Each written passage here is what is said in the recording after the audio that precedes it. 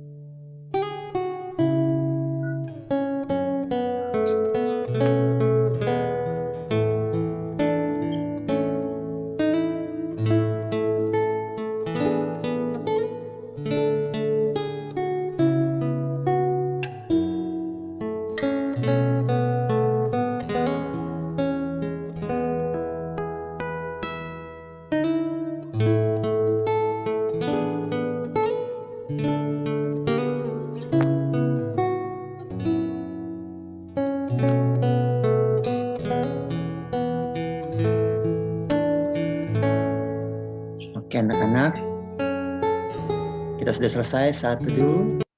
Pak Guru akan pimpin dalam doa. Mari kita berdoa. Bapa kami surga, kami bersyukur terima kasih. Kalau Allah yang mulia, yang perkasa, yang memberkati kami dengan anugerah-Mu. Sehingga kami hanya memohon daripada Engkau Tuhan untuk memberkati kami manusia yang berdosa ini. Untuk mampu bisa fokus selama ibadah, bisa menyiapkan hati kami hanya tertuju kepada Engkau. Dan biarlah kami juga bisa memahami firman Tuhan yang akan kami dengar, yang kami baca. Berkatilah iman kami untuk kami bisa melakukannya dalam kehidupan kami. Karena dalam nama Yesus kami sudah berdoa kepada Bapa di surga dan yang pernah Roh Kudus. Haleluya, amin. Oke anak-anak, ibadah kita hari ini atau chapel kita hari ini membahas tentang kematian Kristus yang merupakan kisah penutup dari Student Chapel di tahun ajaran ini 2020-2021. Di mana kita bahas itu dari buku seperti yang Pak Guru tunjukkan ada di slide, yaitu kisah penggenapan janji Allah yang pernah Pak Guru tunjukkan dulu ya. Ini sudah kita bahas dari awal tahun ajaran. Begitu. Nah, silakan buka Alkitab kamu dari Matius 27 ayat 27 hingga 31. Matius pasal 27 ayat 27 sampai 31. Pak Guru bacakan. Di bawah perikop Yesus diolok-olokkan. Kemudian serdadu-serdadu wali negeri membawa Yesus ke gedung pengadilan, lalu memanggil seluruh pasukan berkumpul sekeliling Yesus. Mereka menanggalkan pakaiannya dan mengenakan jubah ungu kepadanya. Mereka menganyam sebuah mahkota duri dan menaruhnya di atas kepalanya. Lalu memberikan dia sebatang bulu di tangan kanannya. Kemudian mereka berlutut di hadapannya dan mengolok-olokkan dia. Katanya, "Salam, hai raja orang Yahudi." Mereka meludahinya dan mengambil bulu itu dan memukulkannya ke kepalanya. Sesudah mengolok-olokkan dia, mereka menanggalkan jubah itu daripadanya dan mengenakan pula pakaiannya kepadanya. Kemudian mereka membawa dia keluar untuk disalibkan. Demikian pembacaan firman Tuhan kita anak-anak. Mungkin sebelum Pak Guru lanjut membahas ini, Pak Guru mau menampilkan satu cuplikan video dari film Son of God yang mungkin bisa menjadi visualisasi dari pembacaan kita tadi.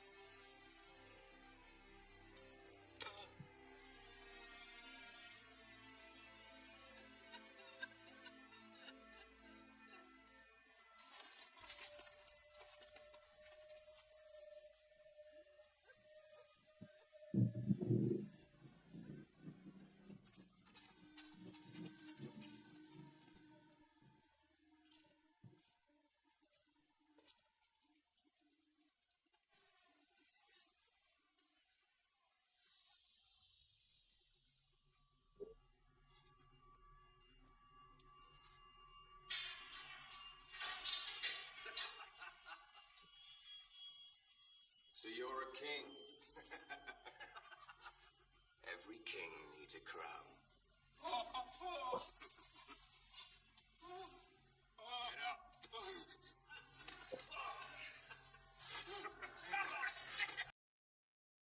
Oke, anak-anak, demikian videonya. Nah, mungkin ada beberapa hal yang Pak Guru mau jelaskan dulu sebelum Pak Guru membahas lebih lanjut tentang pembacaan kita tadi. Nah, terkait dengan hukuman penyaliban yang Yesus terima, anak-anak tahu bahwa dalam sejarah manusia, hukuman salib itu adalah salah satu hukuman paling kejam sepanjang sejarah umat manusia.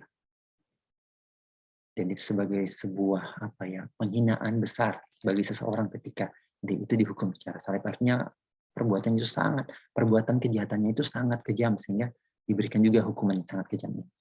Dan sebelum disalibkan, anak-anak lihat tadi dalam video itu dicambuk dulu. Ya, ketika dicambuk, mungkin anak-anak bertanya-tanya kenapa harus dicambuk. Nah, cambuk ini sebenarnya adalah budaya dari hukuman orang Romawi. Ya, anak-anak. Nah, dalam budaya orang Romawi, hukuman cambuk itu ada dua. Satu, hukuman cambuk bagi orang Romawi. Yang kedua, hukuman cambuk bagi orang yang bukan Romawi. Dalam hal ini, seperti orang Yahudi, Yesus dan orang-orang Israel. Ya. Jadi, apa bedanya? Untuk orang-orang Romawi, mereka itu akan dihukum cambuk mungkin menggunakan tongkat, atau kalau bukan tongkat, yang Pak Guru catat di sini mungkin ranting-ranting. Gitu ya. Tetapi bagi orang yang non-Romawi atau Yahudi ya, itu mereka itu dicambuk menggunakan sebuah cambuk yang dibuat secara khusus. Ya, yang Pak Guru catat di sini, itu dibuat dengan cambuk yang pegangannya itu dari kayu atau besi, nanti ujung-ujungnya talinya itu, bukan ujungnya tapi talinya itu dibuat dari kulit, lalu dipilin begitu ya. Nanti di ujung dari tali tersebut itu ada besi timah itu yang seperti bola-bola kecil, tapi dia bergerigi sehingga ketika dicambuk nanti tertancap di daging kita terus ditarik. Nah, inilah yang digunakan untuk Yesus Kristus. Lalu kalau anak-anak lihat tadi ada ketika dicambuk itu ternyata mereka menghitung juga. Tadi ada scene di mana ketika dicambuk sekali ada orang pakai sampoa ya, satu jenis sampoa untuk hitung. Dicambuk lagi dihitung lagi. Nah, dalam budaya orang Yahudi ketika seseorang itu dicambuk sampai 40 kali atau lebih, itu adalah sebuah penghinaan bagi orang Yahudi.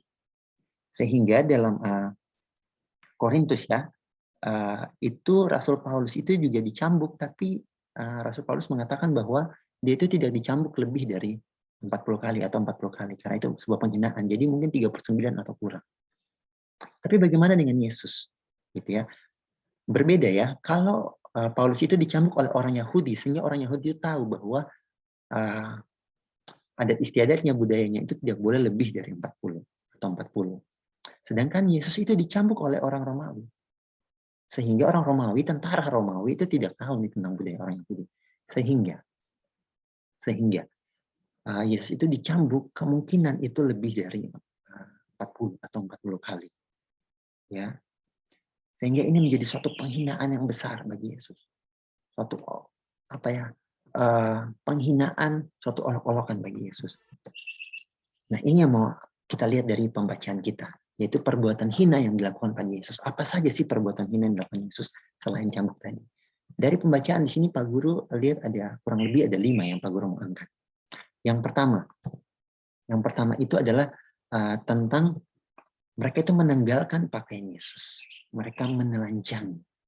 Lalu apa ini maksudnya menelanjangi di sini? Kenapa menjadi satu olokannya? Iya, ketika seorang itu telanjang, mereka pasti malu. Anda ingat di Kejadian 1 di Taman Eden, rasa malu ini merupakan bagian dari dosa. Rasa malu karena telanjang. Karena dosa, sehingga Adam dan Hawa itu tahu bahwa mereka itu telanjang. Ya. Jadi, ketika tentara Romawi menanggalkan pakaian Yesus atau menelanjanginya ini, rasa malu itu yang muncul karena dosa itu dalam suatu artian bahwa Yesus itu menerimanya untuk membayar dosa kita. Gitu ya. Kristus pun ketika dia dilucuti pakaiannya saat ia datang, itu untuk membayar dosa dan menghapuskannya bagi kita semua. Sehingga Yesus Kristus itu yang menanggung rasa malu itu untuk kita. Sedangkan yang kedua, memakaikan jubah ungu. Ketika tentara Romawi itu mengenakan jubah ungu kepada Yesus, ya, atau jubah tua yang kemerah-merahan atau keungu-unguan seperti yang dipakai oleh tentara Romawi, ya, kalau anak-anak lihat di video, itu adalah meniru jubah ungu yang biasa dipakai oleh para raja atau penguasa. Jadi mereka memakaikan itu untuk mengejek Yesus yang menurut mereka Yesus itu sok-sok menjadi raja jadi-jadian. Jadi mereka olok-olok. Nah, itulah di sini Yesus menerima itu sebagai suatu tanggungan bagi kita semua. Jadi anak-anak, Yesus menanggung rasa malu itu. Dan tentara Romawi tidak tahu bahwa Yesus sebenarnya adalah raja yang sesungguhnya. Dan yang ketiga, memakaikan anyaman mahkota duri di kepala. Nah, kalau tentara Romawi mau mengolok-olok Yesus secara biasa, mungkin mereka akan membuat mahkota duri itu dari ranting ataupun mungkin dari jerami rumput. Tapi ini mereka menggunakan duri, lalu mereka buatkan mahkota dan tancapkan kepada Yesus. Di sini tadi, di video tadi, terlihat bahwa ketika tancapan itu sangat sakit. Dan ini ada maksudnya untuk kita. Apa artinya itu? Satu, dosa itu menimbulkan duri. Dan duri itu adalah bagian dari kutuk dosa. Dan Kristus menerimanya itu untuk kita semua. Tapi anak-anak lihat, apa maksudnya mahkota duri ini? Lebih dalamnya lagi bahwa ketika menghapus dosa kita dalam kesengsaraannya Yesus menunjukkan justru di situ kemuliaannya. Sebagai Allah, dia rela menanggung bagi manusia. Sehingga dari penderitaannya justru dia menunjukkan bagaimana dia begitu mulia. Jadi mahkota duri menjadi suatu lambang kesengsaraannya, tapi sekaligus menunjukkan lambang kemuliaan sebagai Allah yang rela mati bagi manusia karena Allah mengasihi. Lalu selanjutnya, yang keempat, tentara itu tidak berhenti sampai itu. Mereka memberikan sebatang buluh di tangan kanannya. Apa maksudnya memberikan buluh di sini? Mereka memberikan ini sebagai cemoohan, sebagai penghinaan bagi Kristus yang menjadi raja jadi-jadian menurut mereka. Jadi mereka terus menghina Kristus. Mereka tidak tahu bahwa di tangan Kristuslah, di tangan kanannya, Yesus memegang perintah bagi seluruh orang di dunia, bagi bumi, bagi semesta ini. Dia sampai situ mereka bahkan memukul kepalanya dan sebagainya yang tadi kita baca. Banyak sekali penghinaan. Bahkan sampai di akhirnya menyedihkan adalah mereka berlutut dan seolah-olah menyembah dan mengolok-olok Yesus. Mereka mengatakan, hai orang raja Yahudi. Anak-anak lihat bahwa begitu banyak penghinaan yang Yesus dapat. Tapi Yesus menerimanya tanpa menolaknya. Tanpa membela dirinya. Karena dia tahu itu yang harus diterimanya. Untuk menyelamatkan kamu anak-anak. Dan Pak Guru. Karena Allah mengasihi kita semua. Sehingga anak-anak, mari kita berefleksi. Apakah saya percaya bahwa dosa saya sudah ditebus oleh Yesus Kristus? Apakah saya ditebus? Anak-anak lihat bahwa dalam perjanjian lama, dalam kitab Yesaya 53 mungkin anak-anak bisa buka. Yesaya 53 ayat 3 sampai 5 dikatakan bahwa ia dihina dan dihindari orang. Penuh kesengsaraan dan kesakitan. Ayat keempat, tetapi sesungguhnya penyakit kita lah yang ditanggungnya dan kesengsaraan kita yang dipikulnya. Padahal kita mengira dia kena tulah, dipukul dan ditindas. Tetapi ayat kelima, dia tertikam oleh karena pemberontakan kita. Ganjaran itu ditimpakan kepadanya. Ayat 5 yang terakhir, yang Pak Guru senang. Dan memberikan kita pengharapan bahwa oleh darahnya, oleh bilur-bilurnya, kita menjadi sembuh. Makanya, ambillah waktu untuk mengakui pada Allah semua dosa-dosa kita. Lalu bersyukurlah pada Yesus Kristus atas kasih-Nya yang rela diperolok. Lalu dicambuk. Hingga nanti dia disalibkan, mati dan membebaskan kita dari dosa-dosa kita lewat kebangkitannya. Dan kiranya menjadi suatu berkat bagi anak-anak. Dan Pak Guru mau tutup ibadah kita dengan kita sama-sama menyanyikan lagu Pada Kaki Salibmu. Untuk membawa kita lebih merenungkan bagaimana Yesus mati bagi kita.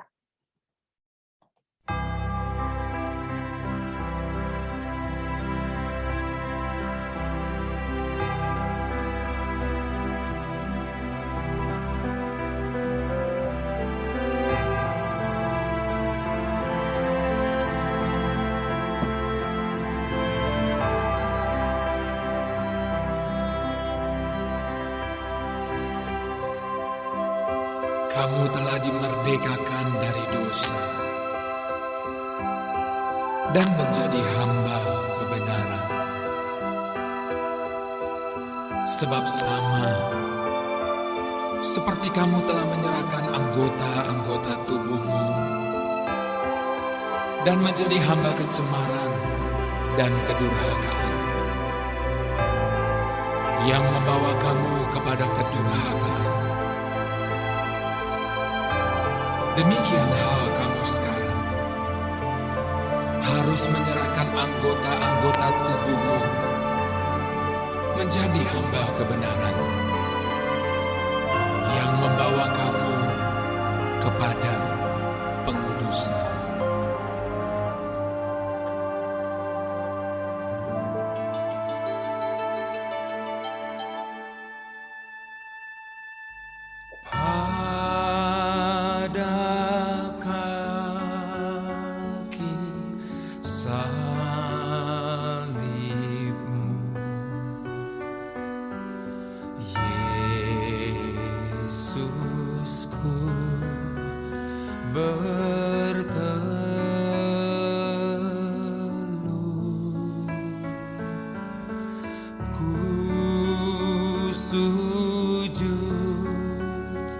Dan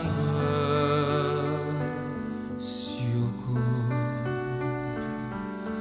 buat pengorbananmu.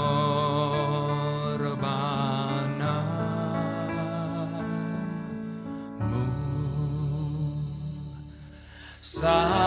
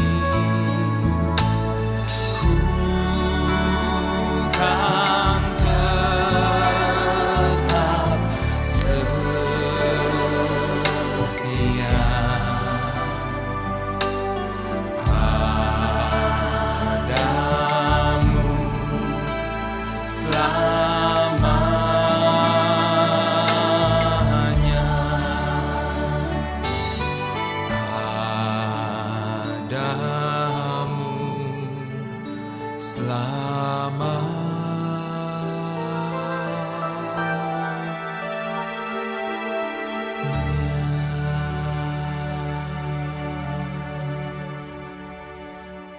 anak-anak, kita tundukkan kepala, kita berdoa. Allah Bapa di surga, kami bersyukur dan berterima kasih untuk berkat firman Tuhan yang kami terima. Kami bersyukur untuk Engkau adalah Allah yang menyelamatkan kami, karena kasih-Mu yang besar bagi kami. Mengasihi kami ya Tuhan. Kiranya kami terus dalam anugerah-Mu dikuatkan untuk bisa melawan setiap dosa yang ada dalam diri kami, yang ada di sekeliling kami. Biarkan kami hanya memandang salib-Mu sebagai sumber kekuatan kami, sebagai sumber sukacita dalam kehidupan kami. Ya Bapa, hamba-Mu berdoa bagi setiap anak-anak yang sudah menyelesaikan tahun ajaran ini. Kiranya hasil yang terbaik yang Kau berikan Tuhan. Biarkan mereka juga bisa belajar, bukan hanya mendapatkan pengetahuan dari pelajaran-pelajaran, tetapi juga semakin mengenal Engkau dari firman Tuhan yang diterima dari setiap chapel, setiap devosi. Terima kasih Bapa. Kami menyerahkan setiap keluarga juga ya Tuhan, dengan pergumulannya masing-masing. Biarkan Engkau yang menolong, Engkau yang menyertai setiap permasalahan yang mereka hadapi. Terima kasih Bapa. Kami menyerahkan semua ke dalam tangan kasihan-Mu. Karena dalam nama Yesus kami sudah berdoa kepada Allah Bapa di sorga dengan perantaraan Roh Kudus. Haleluya. Amin. Sampai jumpa anak-anak. Tuhan Yesus memberkati dan kiranya liburan kalian menyenangkan dan sampai bertemu lagi di chapel di tahun ajaran yang baru. See you.